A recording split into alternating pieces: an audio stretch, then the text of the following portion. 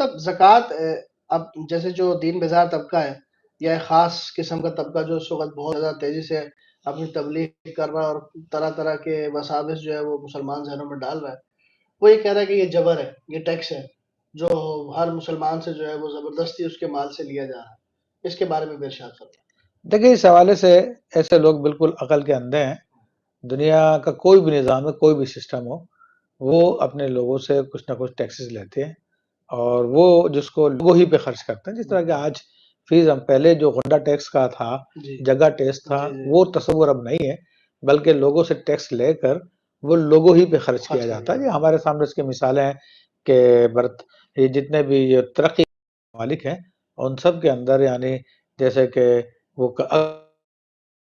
روپے کماتے ہیں تو ان کا 40% اس میں سے وہ ٹیکس میں چلا جاتا ہے، اور لوگ سب کے سب خوشی خوشی دے رہے ہوتے ہیں، کیونکہ جب وہ ہاسپٹل میں جاتے ہیں تو ان کے لیے ہاسپٹل فری ہوتا ہے، اور ان میں سے جو لوگ بے روزگار ہوتے ہیں ان کو بے روزگاری الاؤنس مل جاتے ہیں۔ کتنی چیزیں ہوتی ہیں جو ان کے لوگوں کو ملتی ہے، بچوں کو اسٹڈی کے لیے لون مل جاتا ہے، دیگر چیزیں مل جاتی ہیں۔ تصور ٹیکس کا وہ نہیں ہے جو کسی زمانے میں ہوا کرتا تھا، لیکن زکوٰۃ کا معاملہ تو یہ ہے کہ زکوٰۃ کا مسئلہ یہ ہے کہ دین اپنے لیے نہیں لے رہا، بلکہ دین خاص طور پہ اس معاشرے کے جو کمزور لوگ ہیں ان کی مدد کرنے کے لیے وہ آپ کے مال سے نکلوا رہا ہے، اور انسانی ہمدردی کے ناطے ہر شخص کو اس کی اہمیت سمجھ میں آ جانی چاہیے۔ پھر دوسری ہے کہ زکوٰۃ کی ایک سب سے بڑی ایک یعنی اس وقت اکنامیکل ورلڈ ہے، یہاں پہ وار بھی جو ہو رہی ہے اکنامیکل وار ہو رہی ہے اس زمانے میں، تو اکنامیکل ورلڈ میں جو لوگ رہ رہے ہیں ان کو معلوم ہے کہ پیسے کی حیثیت انسانوں کے نزدیک ایسے ہی ہے جیسے کہ انسانی باڈی کے اندر بلڈ کی حیثیت ہے، کہ جس طرح بلڈ جب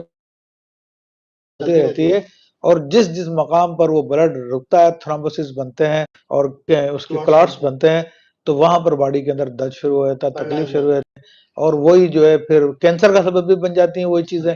تو اسی طرح انسانی معاشرے کے اندر اگر مال صرف چند ہاتھوں میں محدود رہ جائے تو پھر یہ وہی کلاٹس کی مثال ہے کہ معاشرہ جو ہے پھر بیکار ہو جاتا ہے، معاشرہ مفلوج ہو جاتا ہے، معاشرے کے اندر بیماریاں برائیاں پیدا ہو جاتی ہے، کیونکہ جب غریب لوگوں کو ان کا حصہ نہیں ملتا تو پھر چوریاں، ڈکیتی، رشوتیں، دیگر سارے کے سارے معاملات شروع ہو جاتے ہیں۔ تو اسلام نے تو اتنا اعلیٰ سسٹم دے دیا ہے کہ